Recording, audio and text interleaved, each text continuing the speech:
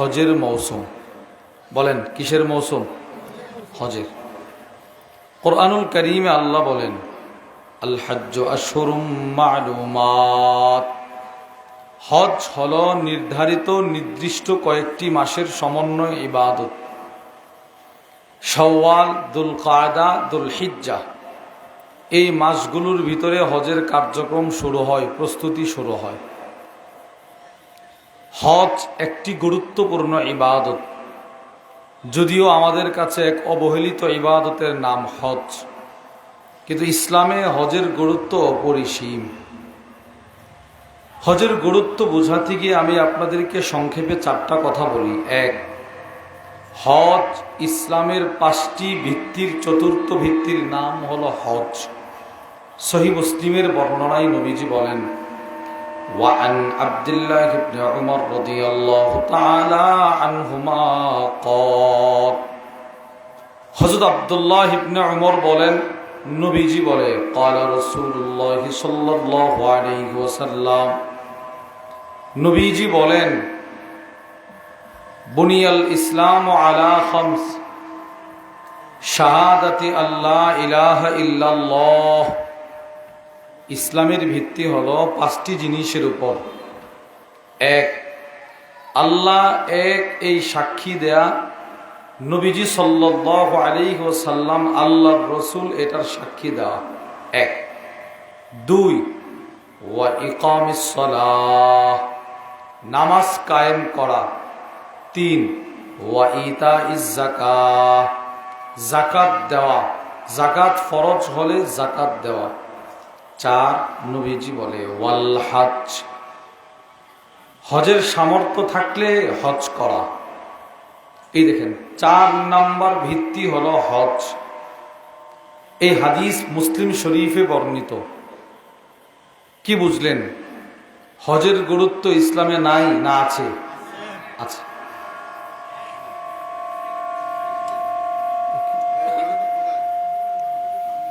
দুই, হজের গুরুত্ব সম্পর্কে আমরা 2 নম্বর পয়েন্ট, হজ এটা ফরজ। যদি কারো সামর্থ্য থাকে তার উপরে হজ করা ফরজ। বলেন হজ সুন্নত না ফরজ? ফরজ। আমরা কোরআন থেকে বুঝবো, হাদিস থেকে বুঝবো। কোরআনুল কারীমে আল্লাহ রাব্বুল আলামিন বলেন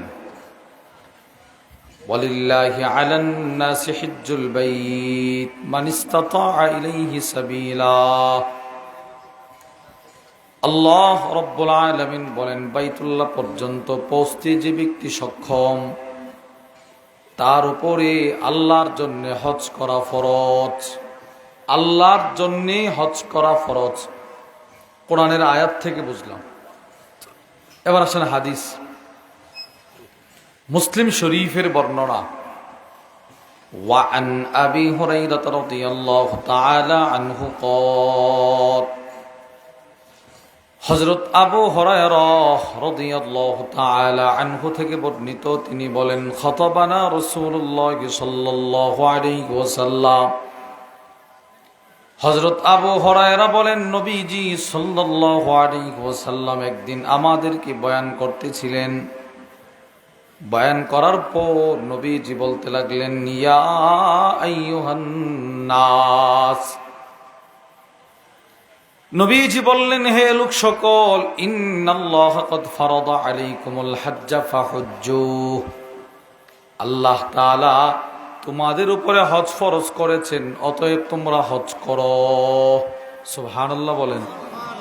আল্লাহ তোমাদের উপরে হজ ফরজ করেছেন, তোমরা হজ করো। এক সাহাবী দাঁড়াইল। সাহাবী একজন দাঁড়িয়ে প্রশ্ন করে আফি কুল্লি আমিন ইয়া রাসূলুল্লাহ, ওগো নবীজি হজ কি প্রতি বছর করা ফরজ? ফাসাকাতা, নবীজি চুপ থাকলেন। সাহাবী আবার প্রশ্ন করে ইয়া রাসূলুল্লাহ হজ কি প্রতি বছর করা ফরজ? নবীজি এবারও চুপ থাকলেন। সাহাবী আবার প্রশ্ন করে ইয়া রাসূলুল্লাহ হজ কি প্রতি বছর করা ফরজ? নবীজি চুপ থাকলেন। বলেন কয়বার প্রশ্ন করছে? 3বার।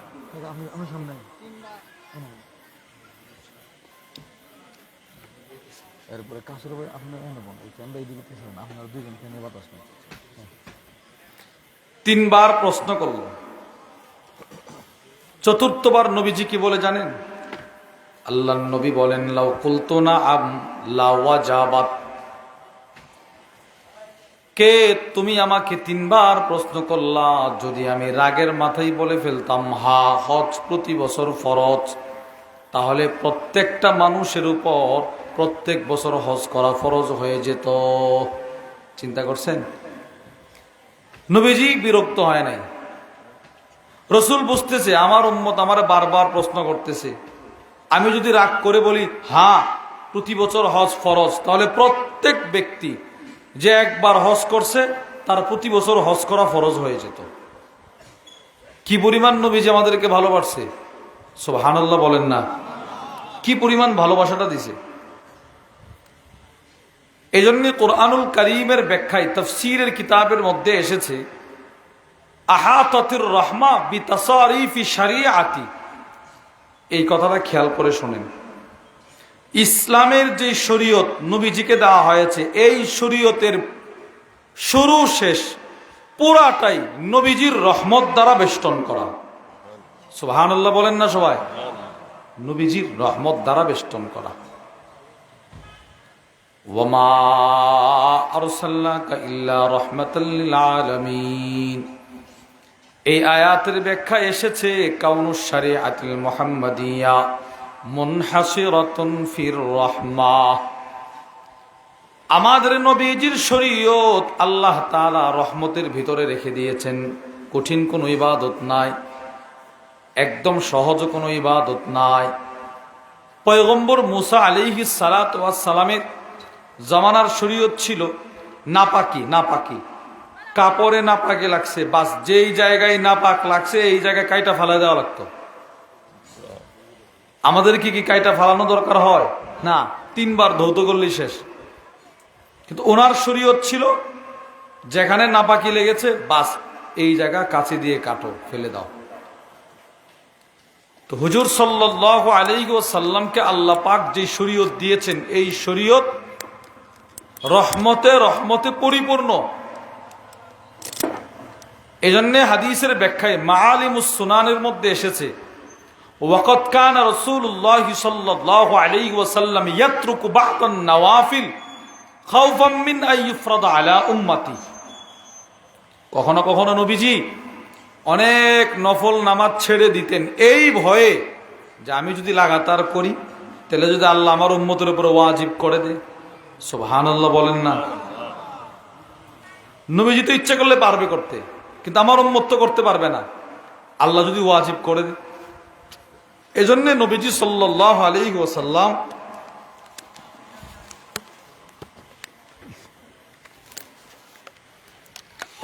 রাসূলুল্লাহ সাল্লাল্লাহু আলাইহি ওয়াসাল্লাম পুরা শরীয়তকে নবীজি মায়া দরদ দিয়ে সাজাইছে।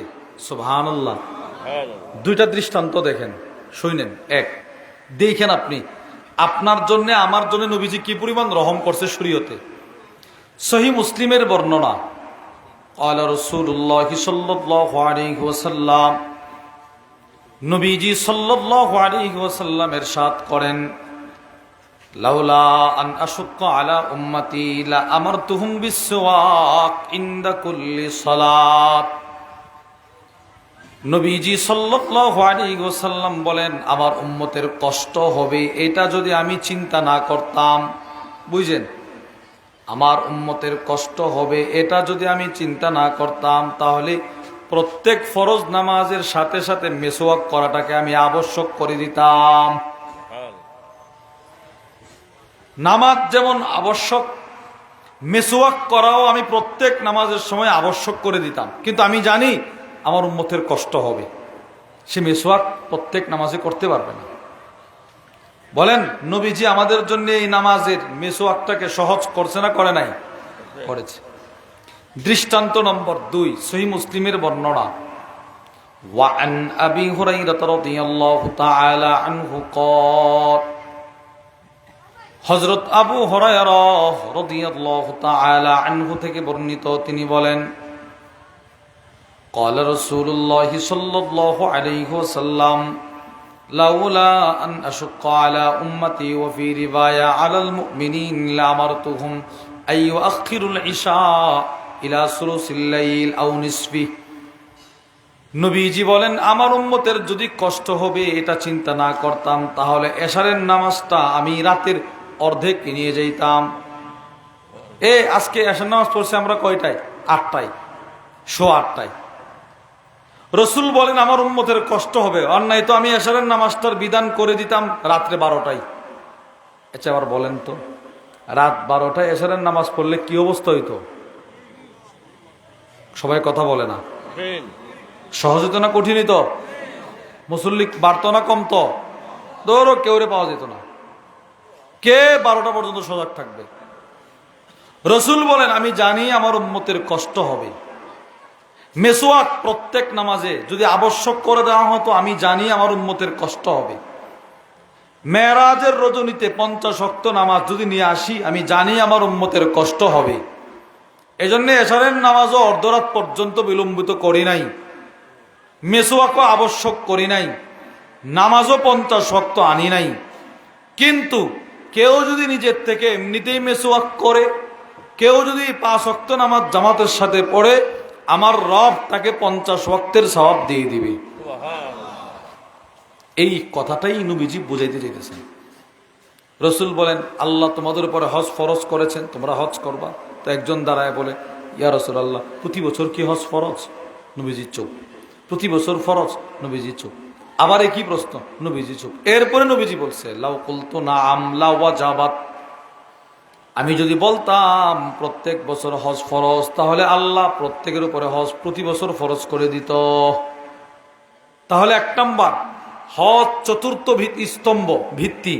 2 হজ সুন্নত না ফরজ? সবাই বলে না, বলেন জোরে বলেন, হজ সুন্নত না ফরজ? ফরজ। 3 এটা আমার সাথে একটু সবাই বলবেন, বলেন হজ। সবাই বলেন হজ ফরজ হওয়ার সাথে সাথে করে ফেলা। এটা নবীজির ওসিয়ত, নবীজির ওসিয়ত। 3টা দৃষ্টান্ত শোনেন।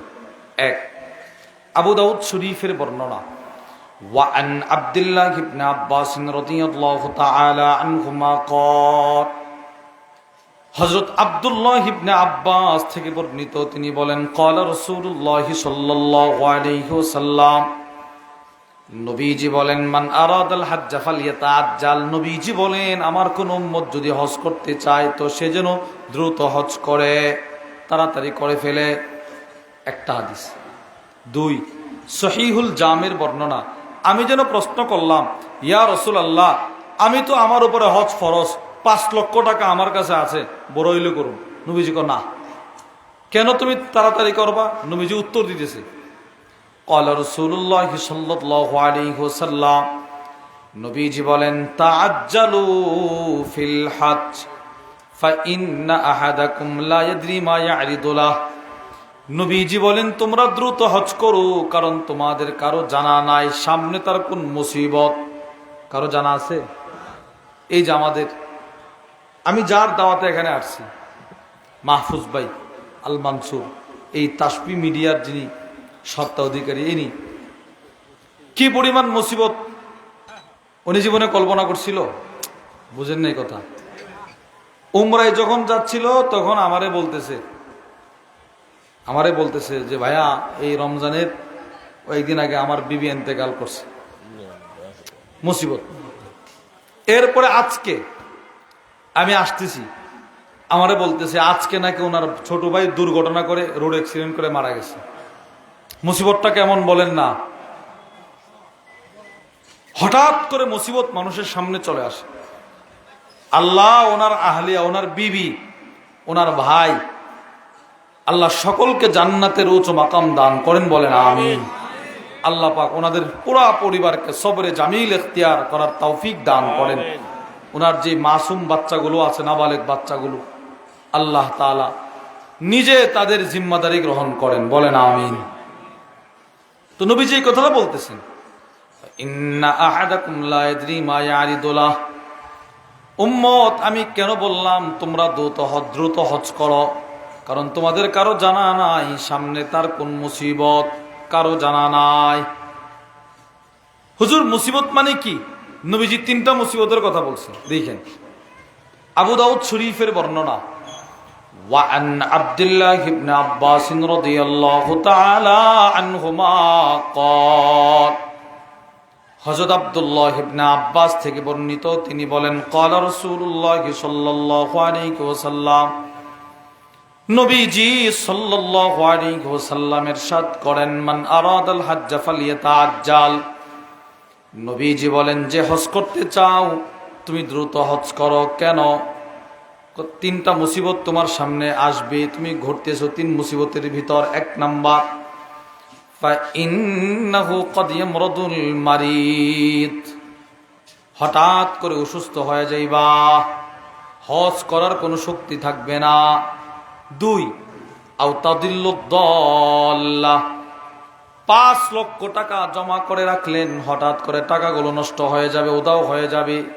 3, আও তারিদু লাহুল হাজ্জা, সুন্দর করে টাকাগুলো জমা করে রাখছিলেন, হঠাৎ করে এমন একটা প্রয়োজন দেখা দিল, টাকাগুলো মুহূর্তের ভিতরে খরচ হয়ে গেল।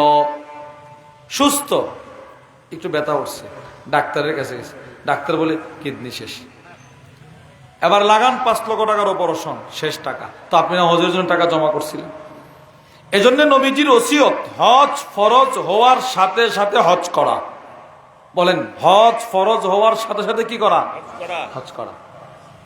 4, এটাও আমার সাথে বলেন, বলেন, হজ ফরজ হওয়ার পর, বলেন, যে করে না, নবীজির ধমক। বলেন না, কার ধমক? জুড়ে বলেন, কার ধমক? সাহাবাদেরও ধমক, নবীজির ধমক। নবীজির ধমক শুনেন, তিরমিজি শরীফের বর্ণনা, ওয়ান আলী ইবনে আবি তালিব রাদিয়াল্লাহু তাআলা আনহু ক্বাল, হযরত আলী থেকে বর্ণিত, তিনি বলেন, ক্বালা রাসূলুল্লাহ সাল্লাল্লাহু আলাইহি ওয়াসাল্লাম, নবীজি বলেন, মান মালাকা যাদান ওয়া রাহিলা তুবাল্লিগুহু ইলা বাইতিল্লাহ, নবীজি বলেন, যে ব্যক্তি হজ করার সামর্থ্য পাইল, আল্লাহ ধন দৌলত দিছে, যাওয়ার সুবিধাও দিছে, লাম ইয়াহুজ, এরপরেও সে হজ করে নাই, ধন দৌলত আল্লাহ দিছে, এই বেচারা হজ করে নাই। রাসূল কি বলে জানেন? ফালা আলাইহি আইয়ামুতা ইয়াহুদিয়ান আও নাসরানিয়া, হজ ফরজ হওয়ার পরেও যে হজ করে না, সে ইহুদি হয়ে মারা গেল না খ্রিস্টান হয়ে মারা গেল, হাসরের ময়দানে আমি রাসূল তার জন্য সুপারিশ করব না। নাউজুবিল্লাহ বলেন। চিন্তা করেন তো। আচ্ছা, এটা কি নবীজির ভালোবাসা না ধমক? ধমক। এবার সাহাবীর ধমক শুনেন। আস-সুনানুল কুবরা ইমাম বাইহাকির বর্ণনা, আন্না উমর ইবনুল খাত্তাব রাদিয়াল্লাহু তাআলা আনহু ক্বাল, হযরত উমর সেনাবাহিনী পাঠাইছে এক এলাকায়, এই যাও, ফায়ানজুরু কুল্লামান কানা লাহু জিদা, দেখো তো কার কার উপরে হজ ফরজ, হজ করে নাই। যাদের উপরে হজ ফরজ কিন্তু হজ করে নাই, এদেরকে আমার কাছে নিয়ে আসো, আমি লিখে দিব মা হুম বিমুসলিমিন, মা হুম বিমুসলিমিন, তারা মুসলমান না। নাউজুবিল্লাহ বলেন। নবীজির ধমক, হযরত ওমরের ধমক। 4টা কথা শুনলাম, মনে রাখেন। 1 নাম্বার, হজ ইসলামের 4র্থ স্তম্ভ। 2, হজ ফরজ বিধান না সুন্নত? ফরজ। 3, হজ দেরিতে আদায় করা না তাড়াতাড়ি আদায় করা? দ্রুত। 4, হজ ফরজ হওয়ার পরে কেউ না করলে নবীজির। এবার আসেন, হুজুর আমি হজ করলে আমার লাভ কি? 1 নাম্বার, পৃথিবীর মধ্যে শ্রেষ্ঠ আমল হলো হজ। সুবহানাল্লাহ বলেন। শ্রেষ্ঠ আমল। সহিহ বুখারীর বর্ণনা, ওয়ান আবি হুরায়রা রাদিয়াল্লাহু তাআলা আনহু ক্বাল, হযরত আবু হুরায়রা থেকে বর্ণিত, তিনি বলেন, কিলা ইয়া রাসূলুল্লাহ, নবীজিকে প্রশ্ন করা হলো, আইয়ুল আমালি আফদল, গো নবীজি কোন আমল সর্বশ্রেষ্ঠ? নবীজি বলেন ঈমানুম বিল্লাহি ওয়া রাসূলিহি, আল্লাহ আল্লাহর রসুলের প্রতি ঈমান আনা, এটা হলো শ্রেষ্ঠ আমল। সুবহানাল্লাহ। কিলা সুম্মা মাযা, এরপরে কোনটি? নবীজি বলে জিহাদুন ফি সাবিলিল্লাহ, আল্লাহর রাস্তায় জিহাদ করা। কিলা সুম্মা মাযা, এরপরে কোনটি? নবীজি বলেন হাজ্জুম মাবরুর, আমার কোন উম্মত, আল্লাহর কোন বান্দার নসিবে একটা হজ্জে মাবরুর নসিব হয়ে যাওয়া। সুবহানাল্লাহ। এই কারো জিন্দেগিতে একটা হজ্জে মাবরুর নসিব হওয়া, নবীজি বলেন এটা তার জিন্দেগির শ্রেষ্ঠ আমল। সুবহানাল্লাহ বলেন না। 2, আমরা মনে করি হজ উমরা করলে মানুষ ফকির হয়। এটা আমাদের সাধারণ চিন্তা। কি রে, 7 লক্ষ টাকা খরচ করে হজ, 5 লক্ষ টাকা খরচ করে হজ, 2 লক্ষ টাকা খরচ করে উমরা। কিন্তু নবীজি কি বলে জানেন? এটা আমার সাথে আপনারা একটু বলেন, বলেন যার জীবনে, বলেন হজ উমরা যত বেশি, এখন একটা আপনাদের বলার দরকার নেই, আমি আপনাদেরকে শোনাই দিই। যদি মনে করেন যে এটা সুবহানাল্লাহ বলার কথা, তো সুবহানাল্লাহ বলবেন।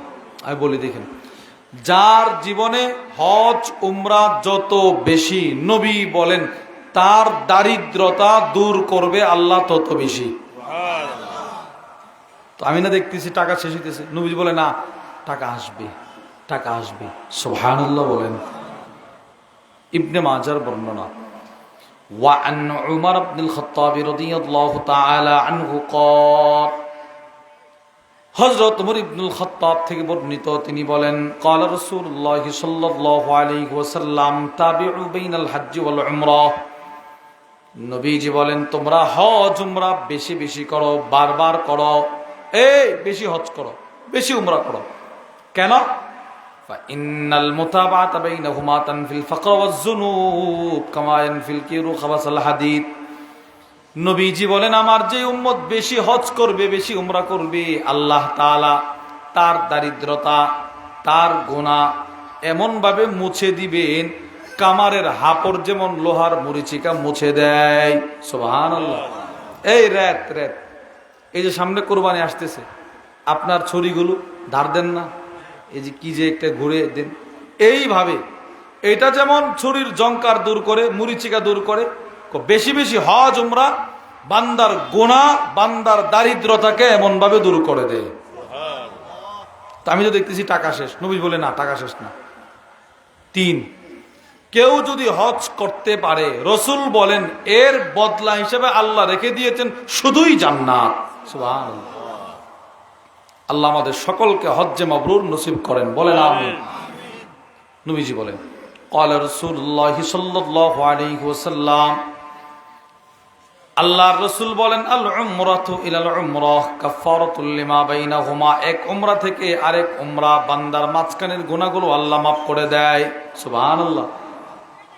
অর্থাৎ এক রমজানে আপনি উমরা করলেন, আর এক রমজানে উমরায় গেছেন, তো মাঝখানের গুনাহগুলো আল্লাহ মাফ করে দিবেন। নিয়ত করেন, নিয়ত করেন, বলেন ইনশাআল্লাহ রমজানে উমরা করব, বলেন ইনশাআল্লাহ। নিয়ত করা। এবার নবীজি বলেন এক উমরা থেকে আরেক উমরা আল্লাহ বান্দার গুনাহ মাফ করে। ওয়াল হজ্জুল মাবরুর লাইসা লাহু জাযা ইল্লাল জান্নাহ, আমার কোন উম্মত যদি হজ্জে মাবরুর করতে পারে, নবীজি বলেন আল্লাহ তাকে এর বিনিময়ে জান্নাতুল ফেরদাউস দান করবে। 3টা ফজিলতের কথা বললাম। 4, যারা হজ করতে যায় আল্লাহ তাদের অতীত জীবনের সব গুনাহ মাফ করে দেয়। সহিহ বুখারীর বর্ণনা, তিরমিজির বর্ণনা, ক্বালা রাসূলুল্লাহ সাল্লাল্লাহু আলাইহি ওয়াসাল্লাম মান হাজ্জা ফালাম ইয়ারফুস ওয়ালাম ইয়াফসুক রাজাআ কায়াউমিন ওয়ালাদাতহু উম্মু, নবীজি বলেন কেউ যদি হজ করে এমন ভাবে যে হজে কোনো ঝগড়া নাই, যে হজে কোনো গুনাহ করে নাই, অশ্লীল কাজ করে নাই, নবীজি বলেন হাজী সাহেব হজ থেকে বাড়িতে আসবে এমন ভাবে যেন এখন এই মুহূর্তে মায়ের পেট থেকে জন্ম নিল। সুবহানাল্লাহ। আচ্ছা, মায়ের পেট থেকে যে সন্তানটা জন্ম নিল তার কোনো গুনাহ আছে? হাজী সাহেব হজ থেকে আসলে তার গুনাহ আল্লাহ এভাবে মাফ করে দেয়। 5, আপনার বাবা, আপনার চাচা, আপনার ভাই, আপনার ছেলে, আপনার নাতি, আপনার প্রতিবেশী কেউ হজে যাচ্ছে, হজে, আপনি তার কাছে দোয়া চাইবেন। বলেন না ইনশাআল্লাহ। বলে হুজুর আমি কেন দোয়া চাবো? নবীজি যারা হজ উমরা করতে যাইতো, নবীজি তাদের কাছে দোয়া চাইতো। সুবহানাল্লাহ, জোরে বলেন। আরে নবীজি দোয়া চাইতো, নবীজি। সাহাবীর কাছে দোয়া চাইতো, নবীজি সাহাবাদের কাছে দোয়া চাইতো। রসুল যে সাহাবীর কাছে দোয়া চেয়েছেন তার দৃষ্টান্ত ইবনে মাজার বর্ণনা। وعن عبد الله بن عمر رضي الله تعالى عنهما قال, হযরত আব্দুল্লাহ ইবনে উমর থেকে বর্ণিত, তিনি বলেন, আন্না উমর ইস্তাদানান নবী সাল্লাল্লাহু আলাইহি ওয়াসাল্লাম ফিল উমরাহ। হযরত উমর একদিন নবীজির কাছে আসছে, এসে বলে, ইয়া রাসূলুল্লাহ, আমি উমরা করতে চাই, মদিনা থেকে মক্কায় যেতে চাই, আমার অনুমতি দেন। ফাআদিনালাহ, নবীজি তাকে উমরার অনুমতি দিয়ে দিলেন। সুবহানাল্লাহ। রাসূল কি দিছে? যাও, উমরা করতে চান? হ্যাঁ, তো যান। এখন দেখেন, হযরত উমর নবীজির দরবার থেকে বের হয়ে চলে যায়, নবীজি পিছন থেকে উমরকে ডাক দেয়, ইয়া উখাই, হে আমার প্রিয় ছোট ভাই উমর, ডাক দিছে। এখন কি বলে দেখেন, আশরিকনা ফি শাইইম মিন দুআইক ওয়ালা তানসানা। উমর, তুমি যখন উমরা করবা, উমরাতে তাওয়াফ করবা, তাওয়াফ, তুমি কিন্তু উমর তোমার তাওয়াফে আমি রাসূলকে ভুলে যেও না। সুবহানাল্লাহ। কি বললো এটা নবীজি? উমর, তুমি কিন্তু তোমার সাফা মারওয়ার সাইতে আমি রাসূলকে ভুলে যেও না। উমর, তুমি যখন 2 রাকাত নামাজ পড়বা তাওয়াফ শেষে, তখন কিন্তু আমি রাসূলকে ভুলে যেও না। তুমি তোমার প্রত্যেকটা দোয়ায় আমি নবীকে ভুলে যেও না। ওয়ালা তানসানা, আমাদেরকে ভুলে যেও না। আশরিকনা ফি শাইইম মিন দুআইক, তুমি তোমার সবগুলো দোয়াতে আমি নবীকে স্মরণ করিও। সুবহানাল্লাহ। নবীজি উমরাকারীর কাছে দোয়া চাইতেছে। এবার আসেন দৃষ্টান্ত, সাহাবীর কাছে দোয়া চাইতেছে। তিরমিজি শরীফের বর্ণনা, وعن صفوان بن عبد الله بن صفوان وكانت تحته ابنة أبي الدرداء। হযরত সফওয়ান তিনি হযরত আবু দারদা রাদিয়াল্লাহু তাআলা আনহুর মেয়েকে বিবাহ করলেন। সাহাবী আবু দারদার মেয়েকে বিবাহ করলেন রাদিয়াল্লাহু আন। বিবাহ করার পর ফাআতাহা, তিনি শ্বশুর বাড়িতে আসলেন। ফাওয়াজাদা উম্মাদ দারদা, শাশুড়িকে বাইসে করে, বিবি আর শাশুড়ি, শ্বশুর নাই। তো শাশুড়ি নিজের মেয়ের জামাইরে প্রশ্ন করছে, ফাকালাত লাহু তুরিদুল হাজ্জ আলাম, ও আমার মেয়ের জামাই, আপনি নাকি এই বছর হজ করার নিয়ত করেছেন? সুবহানাল্লাহ বলেন। শাশুড়ি মেয়ের জামাইরে বলতেছে। ইস্তেগফার পড়েন, ইস্তেগফার। আস্তাগফিরুল্লাহ, আস্তাগফিরুল্লাহ, কাফির ভাই, আস্তাগফিরুল্লাহ, আস্তাগফিরুল্লাহ। ভাই সালু সব আছে? আছে। বলা হয়ে গেছে ভাই। আস্তাগফিরুল্লাহ, আস্তাগফিরুল্লাহ, আস্তাগফিরুল্লাহ, আস্তাগফিরুল্লাহ,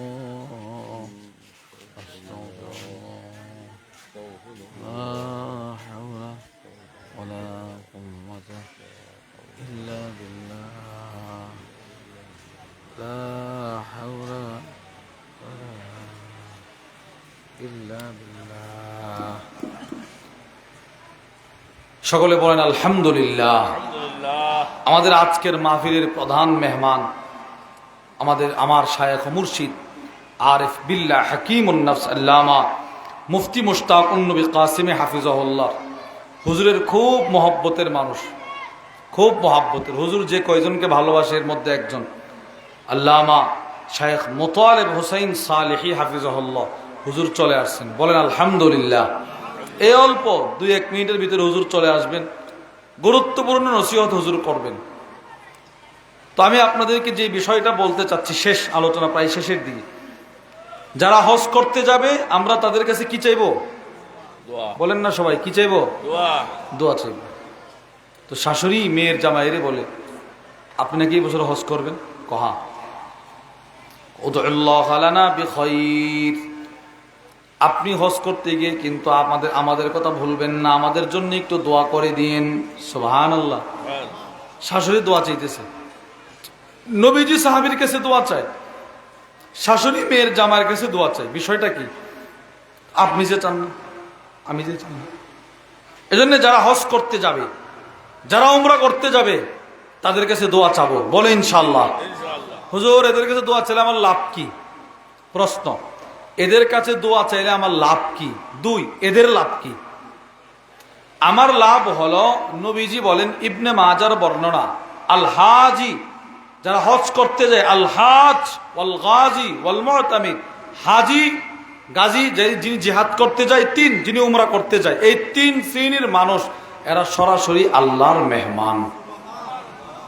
নবীজি বলেন এরা যখন আল্লাহর কাছে কোনো দোয়া করে তো সাথে সাথে আল্লাহ দোয়াটা কবুল করে ফেলে। তো উনি যদি আপনার জন্য দোয়া করে দেন, আল্লাহ আমি উমরা করতে আসছি, আল্লাহ আমি হজ করতে আসছি, যারা যারা আমার কাছে দোয়া চাইছে এদেরকে আপনি হজের তৌফিক দান করেন, তাহলে আল্লাহ দোয়া কবুল করবে না করবে না? করে ফেলবে। দুই, হুজুর উনার লাভ কি? নবীজি বলেন, ইনদা রাসিহি মালাকুন ইউআমিনু আলা দুআইহি কুল্লামা দাআ।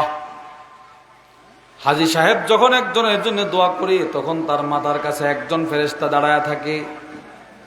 ওই ফেরেশতা আমিন আমিন বলতে থাকে, তার দোয়ায় আমিন আমিন বলতে থাকে। আপনি দোয়া করতেছেন, আল্লাহ এই দেখেন, আল্লাহ আমার ভাইকে আগামী বছর আপনি হজের জন্য কবুল করেন। তো এই মুহূর্তে আপনার মাথার কাছে একজন ফেরেশতা, সে বলে আল্লাহ তাকেও আগামী বছর আবার কবুল করেন। এটা নবীজির হাদিস। কেউ যদি কারোর জন্য দোয়া করে তো সাথে সাথে আল্লাহর পক্ষ থেকে ফেরেশতারা তার জন্য দোয়া করে, ওয়ালাকা বিমিসলি, তোমার জন্য এই দোয়া, তোমার জন্যও এই দোয়া, এটা বলতে থাকে ফেরেশতারা। তাহলে আমরা যারা হজ করতে যাবে এদের কাছে দোয়া চাইব। এবার আসেন সর্বশেষ পয়েন্ট, যারা আমরা এই বছর হজ করতে পারি নাই, অথবা যারা দরিদ্র, হজের তৌফিক হয় নাই, হুজুর আমি কি হজের সওয়াব পাবো না?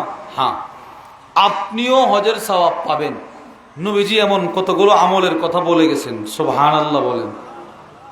এক নাম্বার, হজ না করেও হজের সওয়াব মানে কিছুটা বরকত হাসিল করার এক নাম্বার আমল বিশুদ্ধ নিয়ত। বলেন বিশুদ্ধ নিয়ত, খালেস নিয়ত থাকা যে আল্লাহ আমি হজ করব। তাহলে এই নিয়তের বরকতেও আল্লাহ বান্দাকে হজের সওয়াব দান করে। ভাই সকলে বলেন আলহামদুলিল্লাহ। যে সমস্ত ভাইয়েরা, ঠিক সমস্যা নাই, আসতেছে,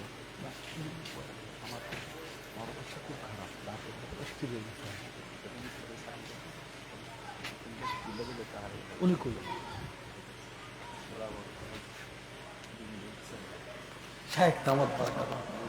আমাদের হুজুরের খুব মহব্বতের, আমারও মুরব্বী, অনেক বড় আলেমে দ্বীন, আল্লামা শাইখুল হাদিস আল্লামা মুফতি মুতালিব হোসেন সালেহি হাফিজাহুল্লাহ। আমরা এই বছরও আমার বড় ভাই তিনি এবং ওনার সাথী ভাই, আমার শ্রদ্ধাভাজন আরেক ভাই হযরত মাওলানা আনিসুর রহমান আশরাফি হাফিজাহুল্লাহ, আমরা একসাথে আমাদের শায়েখের মসজিদে এতেকাফ করছি। 2000 সাথী একসাথে এতেকাফ করছি। আল্লাহ তাআলা উনি সহ আমাদের সমস্ত দায়ী ইলাল্লাহদেরকে সর্বপ্রকার বালা মুসিবত থেকে আল্লাহ হেফাজত করেন, বলেন আমিন। জানেন কোথা থেকে আসছে? এই কুমিল্লা নাঙ্গলকোট থেকে, লাকসাম থেকে আসছে। শুধু কুমিল্লা থেকে ব্রাহ্মণবাড়িয়া আসতে সময় লাগছে আমার 9 ঘন্টা। এত দূর থেকে আসছে। আল্লাহ পাক ভাইজানকে এর উত্তম বদলা দান করেন, বলেন আমিন। আল্লাহ সুস্থতার নিয়ামত দান করেন। তাহলে আমরা নিয়ত। 2 নাম্বার, রসুল বলেন কেউ যদি ঘরে উজু করে মসজিদে হেঁটে যায় তো তার কদম আর হাজী সাহেবের কদম সমান সমান। আল্লাহ আমাদের সকলকে যে কথাগুলো বললাম সেই কথাগুলোর উপর আমাকে আপনাকে সকলকে আমল করার তৌফিক দান করেন, আমিন। মাশাআল্লাহ, আলহামদুলিল্লাহ। আমাদের আরেকজন মুআজ্জাজ মেহমান আমাদের সামনে উপস্থিত আছেন। এখন আমরা যারা মাঠের দিকে আছি, মেহরবানি করে বাহিরে যারা আছি ভিতরে প্রবেশ করি। আমরা মূল আলোচনা দেওয়ার আগে এই মুহূর্তে আমাদের সামনে আরেকজন অতিথি আসছেন, জনাব অধ্যক্ষ আব্দুর রব মাস্টার সাহেব আপনাদের সামনে একটা সালাম পেশ করবেন।